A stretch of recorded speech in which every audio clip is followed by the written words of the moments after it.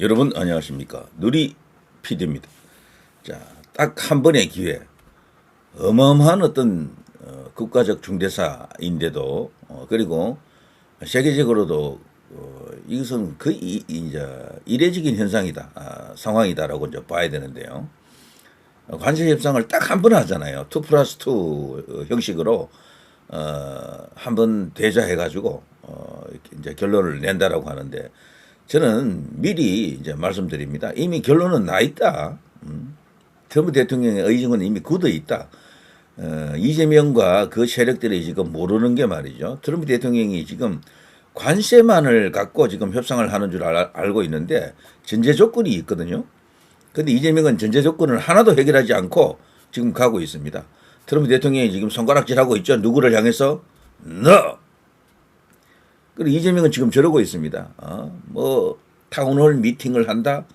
뭐 기업들 찾아다니면서 기업을 지금 박살내고 있죠. 산재 사고는 옛날부터, 그리고 아무리 그 법으로 규제를 해도 산재 사고는 일어납니다. 우리나라가요. 노동법 자체가 그 근로자들을 향해서 여러 가지 보호 조치 이런 것들이 세계적 기준에서 떨어지는 나라가 아닙니다. 대통령이 가서 뭐 지시하고 뭐 기업주 혼낸다 그래서 그게 사라지는 게 아니에요. 세월호 이후에도 계속 그 비슷한 그 큰 사고들이 나고 있지 않습니까? 그걸 인위적으로 공권력으로 어떻게 해볼 수가 있는 게 아니에요. 그런 거는 다른 선진 여러 나라도 마찬가지입니다. 그런데 지금 노란봉투법을 지금 만들어서 기업을 옥죄고 있고, 이재명은 저러고 있으면서도 기업을 혼내고 있으면서도 기업을 압박하는 건 아니라고 또 떠들고 있잖아요. 자, 이런 극단적으로 어떻게 보면 트럼프 대통령과 다른 길을 가고 있는 인물이다라고 봐야 됩니다. 그리고 그 연장선에서 트럼프 대통령이 원하는 게 뭔지, 윤석열 대통령에 대한 지금 처우, 조치 이런 것들이 과연 국제 기준에 부합하느냐, 트럼프 대통령의 기준에 부합하느냐, 이런 것까지도 포함을 해서 봐야 됩니다. 어렵다라고 봅니다. 저는 지금 답 나와 있다라고 보거든요. 일단 이걸 보면 알 수 있어요. 요게 말이죠. 미국과 가장 교역량이 많은 나라가 중국, 카나다, 멕시코 이런 데거든요. 카나다, 멕시코는 뭐 미국하고 인접해 있으니까 뭐 자연스럽게 이제 많은 교역량을 갖고 있는데, 이 두 나라가 중국의 우회 수출국으로 유명한 나라입니다. 펜타닐이라고 하는 아주 악명 높은 그 마약이 들어가는 통로고, 또 여기 카나다와 멕시코를 또 이용하고 있다, 이런 이야기도 있고. 그래서 트럼프 대통령이 이런 관세 전쟁을 일으킨 배경에는 중국을 견제하는 게 가장 커요. 미국의 재정 적자, 무역 적자를 해결하려고 하는 의지, 그것도 물론 중요합니다. 그것이 1번일 수도 있어요. 그리고 그것을 끝나는 게 아니고 이 마약 같은 이런 것을 미국으로 들어오는 걸 차단하려고 하는 것도 있고, 그리고 중국이 현재 미국과 맞짱 까겠다고 지금 덤비고 있는 상황 아닙니까? 그리고 중국을 이제 손보려고 하는, 중국을 무장 해제시키려고 하는 그런 의도가 있습니다. 그런 것들이 서로 결합되어 있거든요. 거기에 등장한 나라들이 이 카나다하고 멕시코예요. 캐나다는 우리가 아는 그 카나다가 아닙니다. 옛날에 우리가 미국처럼 인식했던 그 캐나다가 언제부턴가는 친중화된 그런 측면도 많아요. 여기 멕시코 역시도 마찬가지입니다. 이런 거를 갖고 트럼프 대통령이 드디어 이제 칼을 뽑았다라고 이제 볼 수가 있겠죠. 바이든 정부, 민주당 정부, 미국의 민주당 정부에서는 꿈도 꾸지 못할 일이죠. 이런 것들이. 자, 이래서 카나다하고 멕시코에게는 이렇게 35, 30 이런 식으로 수치가 지금 나와 있고요. 실제 이런 식으로 아마 결정이 되었다라고 해도 이제 무방합니다. 그럼 한국은 얼마냐? 25. 그리고 남아프리카 공화국이 또 여기 왜 나왔느냐? 30. 카자흐스탄이 왜 나왔느냐? 25. 이거 다 이유가 있습니다. 자, 이걸 조금 더 넓게 보면 알 수 있는데요. 이거죠. 르트닉 그 상무장관이 저런 발언을 했습니다. 방송에 나갔어요. 이런 수치를 말했거든요. 여기 이제 많은 나라들이 있는데, 제가 핵심적인 중심적인 주요한 국가에게는 이렇게 제가 흰색으로 여기 체크 표시를 해놨죠. 앞서 본 그 카나다 35, 멕시코 30, 한국 25, 남아프리카 공화국 30, 그리고 카자흐스탄 25, 그리고 저 밑에 가면 태국 36, 그리고 브라질 50 이렇게 나와 있잖아요. 이게 뭔가 하면요. 여러분 브릭스라고 아시죠? 브릭스가 뭡니까? 약자를 보면 B가 브라질, R이 러시아, 그리고 저 중국, 뭐 어디입니까? 또 저 남아프리카 공화국, 그런 나라들이 결합되어 있는 게 브릭스 아닙니까? 인도 말이죠. 인도. 그 이제 각 나라의 첫 글자를 따가지고 브릭스로 만들어 놨는데, 여기서 중국하고 러시아를 뒤로 일단 빼놨습니다. 미국은. 그 두 나라는 특별히 미국이 어떤 의지를 갖고 지금 해결하려고 합니다. 이 제일 주 타겟은 중국인데요. 러시아도 중요해요. 러시아도.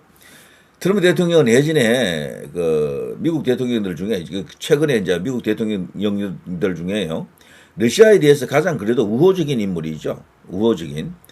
그렇지만 러시아는요, 군사 안보적으로 굉장히 중요한 위치에 있는 나라고, 미국이 특별히 러시아를 변화시켜야 될 어떤 그런 필요성이 있습니다. 특히 트럼프 대통령이 세계 전략을 구성하는 데 있어서, 펼치는 데 있어서 핵심적으로 해결해야 되는 여러 가지 이슈, 주제가 있는데, 중국, 러시아 이 두 나라는 반드시 포함이 됩니다. 군사 안보적으로 말이죠.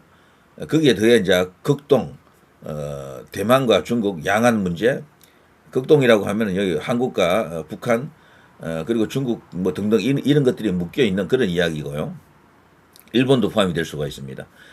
그리고 이제 중동 문제, 뭐 그리고 유럽의 나토 문제 등등 많거든요. 이제 그런 것들인데, 여기 하나의 이제 공통점이 나타나죠. 아까 제가 카나다, 멕시코로 왜 이렇게 이제 높은 관세가 부과되는지 배경을 설명드렸죠. 이 두 나라는 특징이 말이죠. 미국과 어마어마하게 많은 교역량을 갖고 있고, 그리고 흑자를 또 어마어마하게 많이 냅니다. 이 두 나라가 미국으로부터. 미국의 5대 이제 교육국 안에 다 들어가고, 그 이제 5대 흑자국에 또 들어가요. 이 카나다하고 멕시코는. 브라질하고는 좀 달라요. 브라질은 교역량은 그런 대로 뭐 많은 편이지만 흑자를 압도적으로 많이 내는 건 아니에요. 두 나라는 서로 균형을 이루고 있더라고 보니까. 미국하고 브라질은요, 서로 왔다 갔다 하면서 뭐 크게 한쪽으로 치우쳐져 있는 그런 무역 구조가 아닌데도 불구하고 트럼프 대통령이 브라질에 대해서는 50%를 때리잖아요. 50%. 이 다른 그 어떤 나라보다도 수치가 높잖아요. 여기 브라질은. 그럼 브라질이 왜 이렇게 높은 수치를 맞느냐라는 겁니다. 아까 제가 그랬잖아요. 브릭스의 멤버라고. 중국하고 러시아를 일단 뒤로 제껴놓고요. 나머지 세 나라가 여기 다 나와 있습니다. 인도, 브라질, 남아프리카 공화국이 다 나와 있는 거죠. 이 브릭스라고 하는 게 이제 미국 중심의 이제 이 세계 질서, 세계 무역 질서, 경제 질서, 뭐 군사 안보 질서 이런 것에 어느 정도 대항하는 측면이 있거든요. 인도는 반드시 반미국가는 아니지만 시진핑의 제안에 따라 가지고 브릭스가 만들어지면서 거기에 그냥 몸을 담아버렸죠. 그게 이제 인도로서는 뭐 신중한 판단을 했겠지만 그게 제가 볼 때는 실수였습니다. 인도는 브릭스에 들어가면 안 됐었어요. 근데 지금 브릭스 멤버거든. 근데 실질적으로 브릭스는 인구가 어마어마하게 많습니다. 인도 더하기 중국에다가 저 브라질도 인구가 많거든요. 2억이 넘는다고요. 거기다가 1억 한 5천 정도 되는 러시아에다가 남아프리카 공화국 이렇게 되니까 무려 30억 가까운 그 인구가 지금 모여 있는 그게 지금 그 브릭스죠. 근데 그 브릭스는 명백히 미국이 대항하는 겁니다. 미국에게 맞서는 미국의 세계 질서 그 전략에 맞서는 그런 일종의 동맹 비슷한 게 되어 있거든요. 뭐 안보 동맹으로까지는 같다라고 보기 어려운데 그렇지만 좌우지간 경제 동맹, 무역 동맹 그리고 또 세계 외교 무대에서 미국에게는 불편한 여러 가지 어떤 그런 그 힘으로 작용합니다. 인도도 때에 따라서는 중립적 요소를 많이 갖고 있거든요. 미국하고 상당히 불편한 관계를 연출할 때도 많아요. 그래서 이 브릭스는 명백히 미국 입장에서는 손을 좀 봐야 되는, 견제해야 되는 그런 나라들이죠. 거기 있는 나라들이 여기 다 거론되어 있습니다. 남아프리카 공화국, 뭐 브라질 이런 나라들, 인도 이런 나라들 말이죠. 그리고 참고로 말이죠. 카자흐스탄 이 나라 땅덩어리가 굉장히 크잖아요.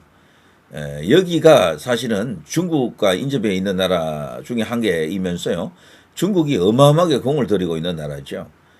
그리고 여기는 자원 부국입니다. 많은 자원을 갖고 있는데 이 카자흐스탄이 뭐잖아. 브릭스에 들어갈 가능성이 크다. 그러면은 브릭스가 5나라가 아니고 6나라가 되겠죠. 그런 것까지도 다 알고 있고요. 그리고 또 중국의 우회 수출국 가운데 이 카자흐스탄도 들어갑니다. 트럼프 대통령이 이런 것까지도 다 보고 있는 거죠. 그래서 카자흐스탄에게 일단은 브릭스는 아니지만 잠재적 브릭스로 보는 겁니다. 여기 25%를 때리고 있죠. 쭉 보면요, 많은 나라가 나와 있는데 인도가 여기 지금 아직 거론되고 있지 않지만 인도도 이 수준에서 거론이 되는 게 맞습니다. 그리고 실질적으로 인도는 제대로 된 협상을 하지 못했습니다. 거기도 미국 측에 완강한 어떤 그런 견제가 있었거든요. 그리고 중국, 인도, 러시아 요 세 나라는 특별히 미국 입장에서는 큰 나라로 볼 수 있겠죠. 땅덩어리도 엄청나게 크고 인구도 어마어마하게 많고 그런 나라입니다. 한쪽은 이제 러시아 같은 경우는 인구는 그렇게 많지 않지만 1억 5천 정도밖에 안 되지만 거기는 또 군사 안보적으로 굉장히 중요한 나라이기 때문에 그 세 나라는 좀 특별히 다루는 측면이 있습니다. 아무튼 이걸 보시면 트럼프 대통령이 단순히 무역 관세 협상만을 하고 있는 게 아니다. 분명히 그 배경에는 군사 안보적인 어떤 전략이 깔려 있다라고 볼 수 있습니다. 그리고 특별히 한국에 대해서는 너희들이 벌써 브릭스와 비슷하게 한국이 지금 중국으로 가는 게 아닌가. 그리고 윤석열 대통령 같은 이런 친미 대통령을 끌어내리고 지금 친중 대통령이 지금 들어서 있는 게 아닌가. 이렇게 지금 의심하는 거예요. 그래서 지금 향후 이런 식으로 가게 되면은 미국이 한국에게 고급 정보를 안 줄 가능성이 큽니다. 왜냐하면 가게 되면 바로 그게 넘어간다라고 볼 가능성이 커요. 그래서 그걸 의심하기 때문에 믿지 않는 겁니다. 그래서 조만간 트럼프 대통령이 이해 가지고 한국에 대한 구체적인 어떤 액션이 본격적인 행동이 아마 시작될 텐데 그게 안보적인 이유, 군사적인 이유 이런 것도 포함이 되고요. 경제적인 이유도 포함이 됩니다. 당연히. 그리고 가장 중요한 것은 정보가 되겠죠. 정보. 고급 정보가 우리가 사실은 중국과 미국의 도움을 그동안 많이 받았거든요. 그것으로부터 멀어질 가능성이 크다라고 이제 볼 수 있습니다. 한미일 3자가 현재 평상시에 가장 중요한 것은 군사 동맹 체제로 가면 제일 좋겠지만 그게 안 될 때라도 정보만큼은 공유해야 되잖아요. 그게 흔들리게 된다. 그것 때문에 문재인 때 난리가 났었잖아요. 자, 한번 보십시오. 미국 선진문화 탐방 나선 진주 학생들 입국 거부. 요즘 이런 뉴스들이 너무 자주 많이 나오지 않습니까? 갑자기 이유도 모르게 입국이 안 된대요. 입국 거부당하고 이런 사태가 지금 계속해서 빈발하고 있거든. 그래서 연예인들도 그렇고 특히 이제 젊은 친구들이 대부분 이 반미 같은 이런 것을 패션 반미라 그러죠.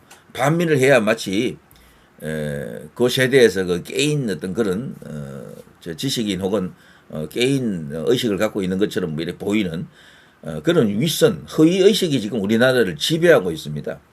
실제로 나라를 자체적으로는요 미국을 좋아하는 국민들이 압도적으로 많은데도 불구하고 그 SNS 상에서는 그런 거를 이렇게 떡하니 반미질하는 그런 친구들이 많아요. 이거는 30대, 40대, 50대들 공이 다 그렇다.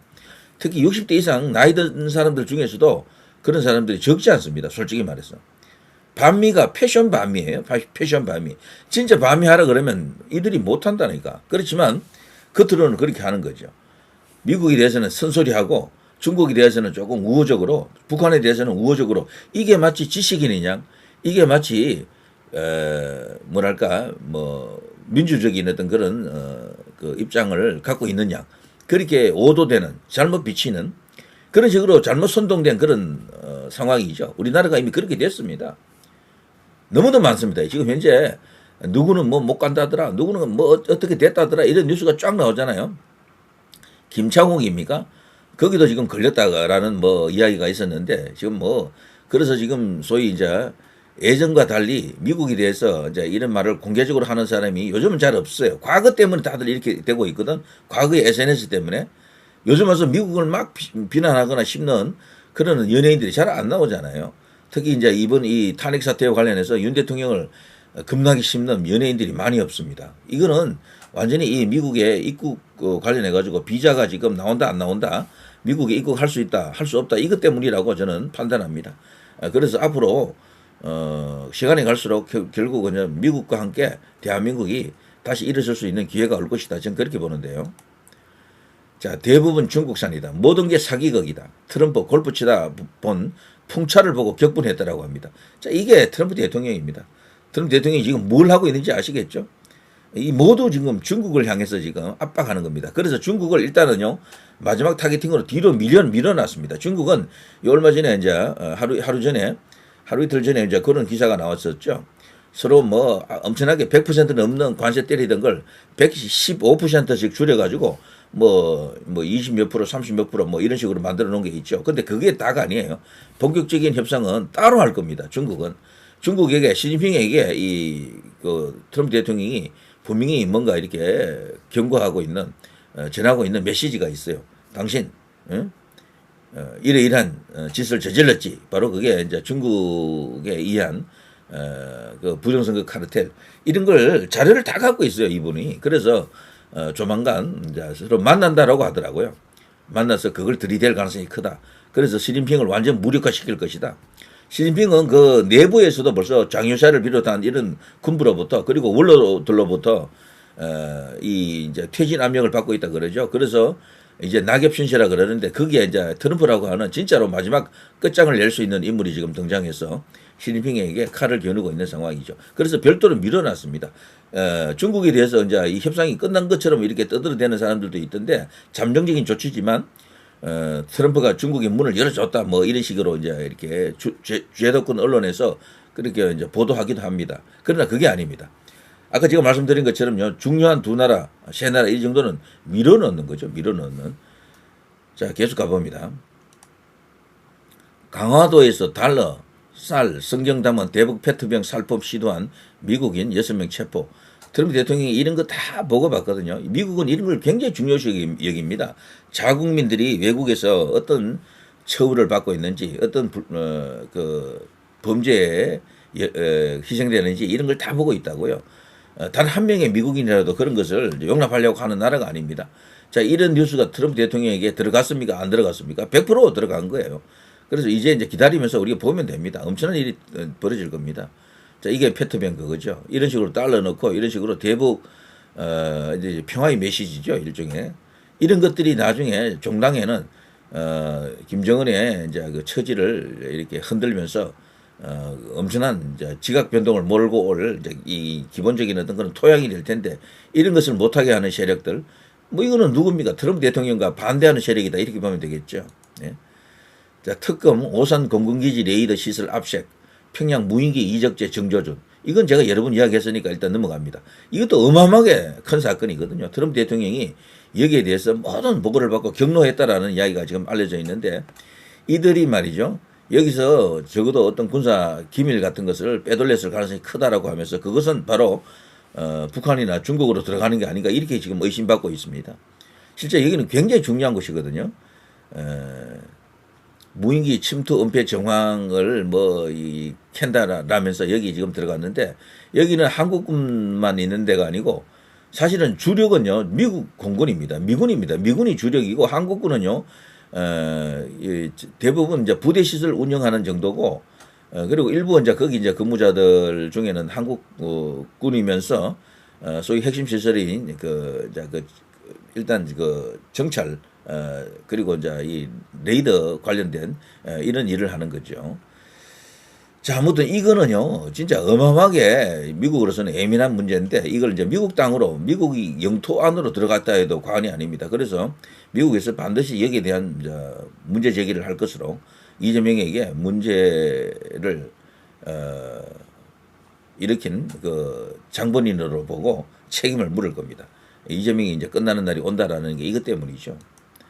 자, 성주 사드 반대 현수막 훼손한 미군 3명 검찰 송치 이런 것들이 전부 최근에 다 일어난 일이잖아요. 전부 미국으로 다 갑니다, 이거. 그리고 우리나라에는 이렇게 반미주의자, 친중, 친북, 정북 이런 세력들이 많다라는 게 지금 백일하에 드러났잖아요. 그러니까 미국이 한국하고 협상을 할 수가 없는 겁니다. 제대로 된 협상을 할 수가 없다고요. 이런 전제 조건이 해결이 하나도 안 되고 있는데 달랑 무역 협상 그거 하나 때문에 한국을 일본처럼 15%로 만들어준다? 쉽지 않습니다. 거의 어렵다라고 보는 게 맞을 거예요. 만일에 이런 데도 불구하고 한국을 15% 정도 만들어주고 트럼프 대통령이 어느 정도 그냥 숨을 돌린다 이러면요. 우리가 지금 잘못 보고 있는 겁니다. 트럼프 대통령을. 그런데 그렇지가 않을 거예요. 25% 정도 가는 것이 맞다라고 보는 시각도 있지만 어떤 경우는 브라질처럼 25가 아니고 협상 결렬되면서 50%로 올라갈 것이다. 이렇게 또 보는 사람들도 있어요. 그래서 이번에 이 결과 여하에 따라서 트럼프 대통령의 마음을 완전히 이제 읽을 수가 있게 된다. 이렇게 이제 볼 수가 있겠죠. 자, 이거 보십시오. 여기 성주 사드 여기 가보면요. 이런 플래카드가 막 걸려있대. 평화협정에 나서라. 사드 철회하라. 이게 이들이 아직 안 죽은 겁니다. 박근혜 대통령을 탄핵시킨 기본적인 힘은 여기서 나왔습니다. 이때부터 사실 무서운 일이 이제 벌어졌죠. 세월호도 이후에 이제 벌어졌을 거예요.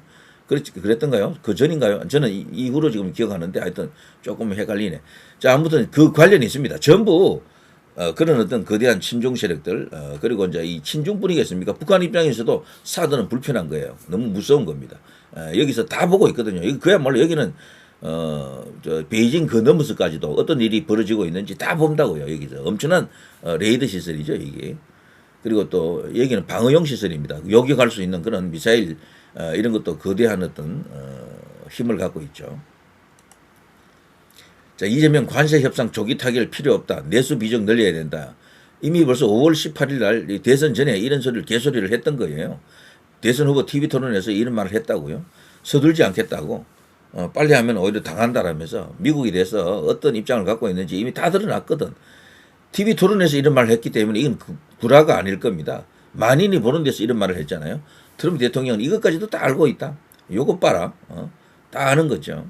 그래서 지금 한국이 관세 협상한다고 지금 나와 있는 것을 진정성 있게 안 봅니다. 미국 입장에서는. 그래서 그동안 만나주지도 않고 만나려고 오는 그 2+2 이제 당사자들을 공항에서 그냥 돌아가게끔 만들었던 겁니다. 그것도 이메일로 오지 마 이런 식으로 긴급 이메일을 보내가지고 개창피 떨게 만들었었죠. 자, 단독 중국 대사관 앞 반중 시위에 강한 불쾌감, 경력 정원, 경력은 경찰 병력을 말합니다. 다이빙 대사 지난 24일 2차관 비공개 접견에서 항의, 당국 명동 중국 대사관 인근 경력 강화 등 조치 났어. 자, 이런 것들이 대한민국이 이미 친중 국가가 되었다, 종중 국가가 되고 있다라는 걸 보여줍니다. 트럼프 대통령 입장에서는 대한민국을 절대로 그 전에 우리가 알던 대한민국으로 보지 않는 겁니다. 그러니까 이미 끊겼다라고 보는 게 맞아요. 미국과 관계가. 그러니까 트럼프 대통령의 최측근이 윤석열 대통령을 저런 식으로 처우하면 저런 식으로 괴롭히면 가만히 있지 않겠다라는 그런 어떤 얼음장이랄까 경고를 던진 겁니다.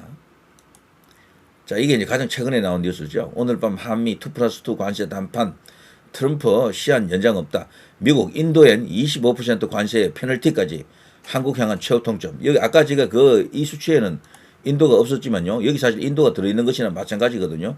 그게 여기 나오는 겁니다. 인도도 브릭스잖아요. 브릭스, 미국에 맞서는 나라에 대해서는 맛을 보여주겠다. 인도에 25% 관세에 페널티까지 주는 겁니다. 이렇게 되면 인도도요, 25%더 넘는, 30% 넘는 그런 숫자가 나오겠죠. 그러니까 한국도 그 연장선에서 보면 거의 이해가 됩니다. 그래서 2+2 회담이 성공적으로 마무리될, 한국 입장에서 성공할 가능성이 거의 없다라고 보는 게 맞는 거죠. 만일에 그럼에도 불구하고 타결이 뭐 일본처럼 한 15% 정도로 마무리된다, 이건 기적이 되겠죠. 트럼프 대통령이 다른 보관을 갖고 있거나 우리가 지금 트럼프 대통령을 잘못 이해하고 있거나 둘 중에 한 개가 되겠죠.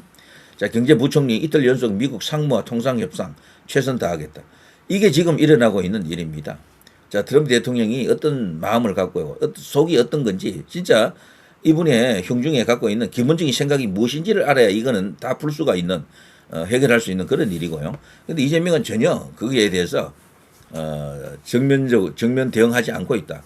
지금 딴청 피우고 있는 거죠. 어떻게 보면 정말 큰 거 오고 있습니다. 올 것이 오고 있습니다. 이렇게 나가는 것 때문에 트럼프 대통령이 이제 정말 진짜 확실하게 이재명을 잡을 수 있는 카드를 갖고 움직일 수가 있는 그 조건이 만들어지는 거죠. 하나하나 쌓이고 있습니다. 지금도. 자, 누리 PD 김준희였습니다.